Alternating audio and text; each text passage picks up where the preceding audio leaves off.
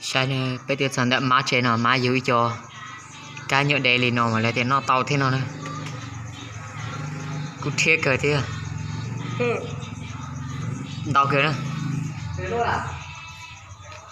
cho cô bay lùi xí đau kìa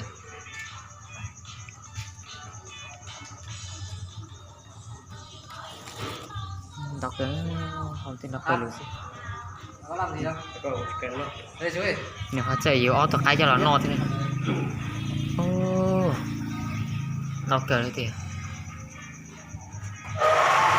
đấy thì lại thì nó là có cá cái thế nào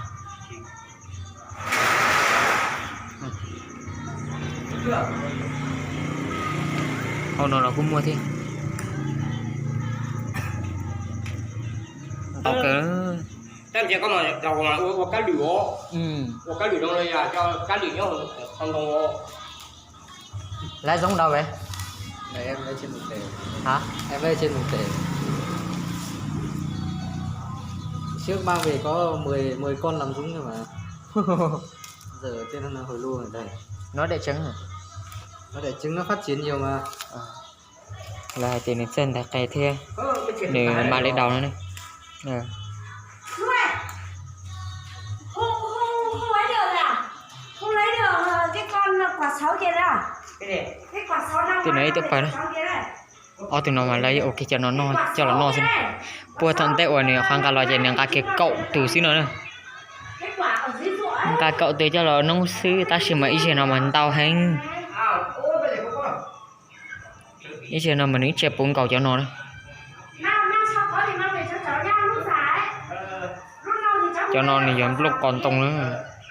Chưa chín hẳn em lúc già luôn. Cái con chín sao? Sườn lắm nhỉ? Không sườn đâu mà. Không sợ. Người ta có ăn tẹt. Cháu có ăn được. Ăn được, ăn ngon lắm. Cái này nó để trứng mới phát triển hay là như thế nào? Nó để trứng phát triển. Đây, để giống được kia kìa. Cho cái tuy kia. Nó để trứng như thế nhỉ? Không, nó đang vào cho tổ.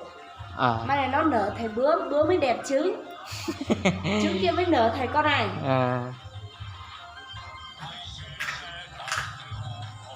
Chú mua một túi nào? Nó xuống dưới kia hết rồi. Nên cả một trò hao lú lử nó chỉ này mà là ủa mày nhựa mà lấy tự tôi mày nhựa mà lấy lo tôi này. Bây giờ đấy. Giờ đã hả lo nè. Tôi cho mình chịu hết à? Tôi chịu to. Ai mà không dám ăn to. Ăn cái trông lói này mà. Trông lói con một kêu mày nhớ. Một kêu mày trông lói này nó đắt. Con này thì 200.000 một cân.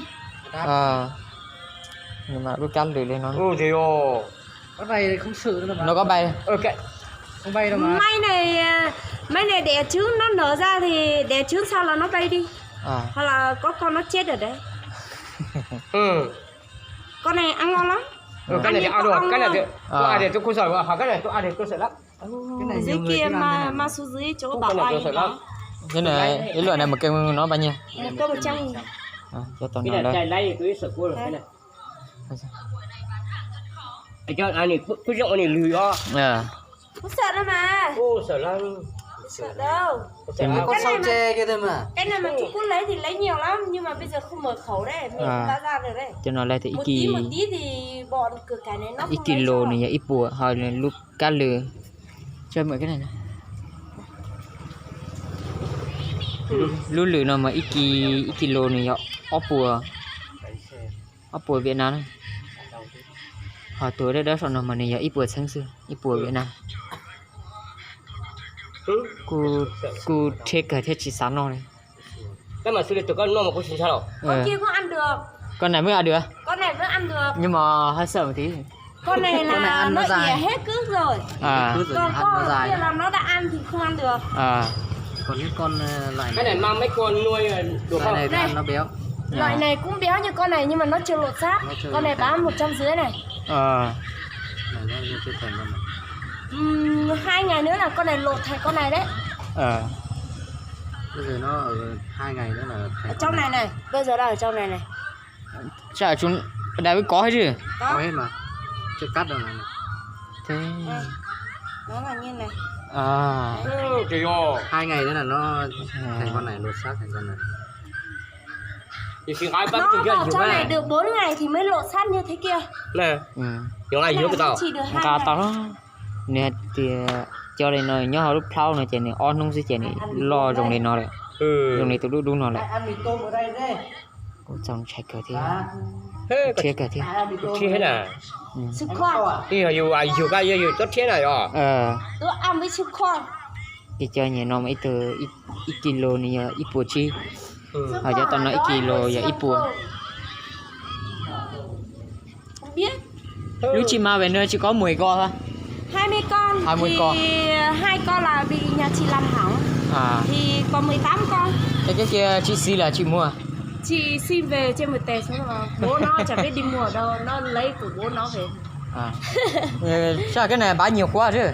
Bán nhiều rồi, chị lứa này lứa thứ 4 rồi. À. Bán được 4 lứa rồi. Nếu tôi muốn tao không lại tôi muốn tạp lóc 2 hậu tháng nữa. thì được 1 lứa. À. Ừ. Mà lại lóc hậu nữa.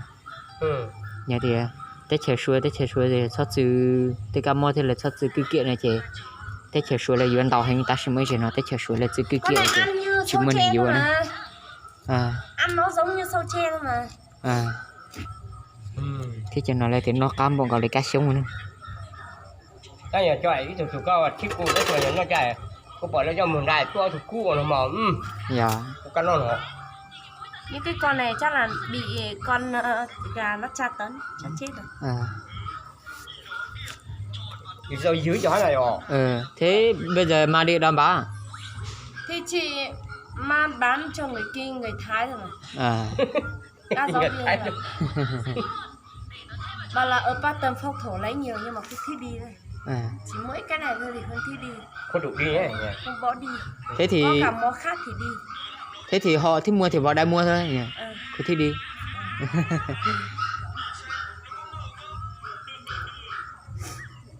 Ở phong thổ đá 180 là con này. À. Nhưng mà có Cái này có, mà hai con đi nuôi nó là được không? không biết con được con cái gì. À. Cái này là mình chưa học được con được con cái. À, không biết đâu cái này. Người ta mới biết được mà. À. Người ta nuôi quen mới biết được. À. Đây mình đang theo dõi là con như nào là con được coi như nào là con cái. Cô phải cho cô nhớ phát đi YouTube là cơ hồ. Bây giờ Cho ai nhớ được cái đó. nhớ được. Mình cái đó. Hành đợi cho cô. À. Đợi khiến đó. Mà cho. Để chậm mua bay gì nhá tụi nó nhiều chúng cả thế này. Thả nó đi thì con đi ôm đấy chứ. Cho nó có phải là lên muốn tao lọt thì à. Cái gì cái nó cả chỗ bột xì nữa chứ. Đồng nữa rồi ạ. Ta liền. Cái sao vô? Một chỉ xa ta cũng lạ nó trộn cái gì đó. Cái gì? Đuổi con gà kia. Đây dùng tàu nha. Ít khi ở bữa sáng nào mà là tiêu mùa là plau phậu nào mà là mùa tàu là ở luôn lì mấy phậu nào mà là tiêu mùa là tiêu dầu tàu yêu lý sống tôi thiệt là tiêu của tòng cây cơ thế nào nào mà quan tàu kìa Cho thì là gì nó đâu chưa chơi chung đâu rồi cho nó. Bây giờ nó mới cho cái này. Nhiều kia mới đẹp cơ. Thành 4 tầng này. Bên này 8 tầng. Bây giờ ăn hết. Và cũng sẽ cho nó hơn đứa là rồi quý số. xin chào lên xin chào tàu thành nữa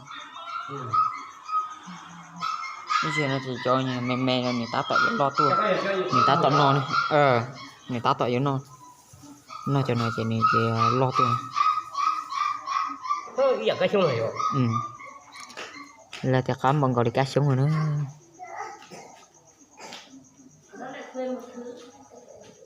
cô cứ bỏ lại nhiều thế thì xem rồi nó nhưng kalau cho thế xem đó nó nhớ rồi xem đó nó xí ta xem mà nhiều phim chỉ xem lọ sáng đi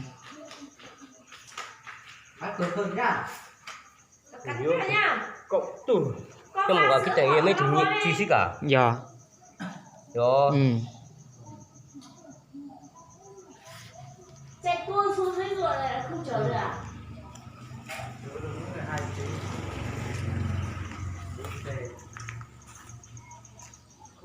5 chín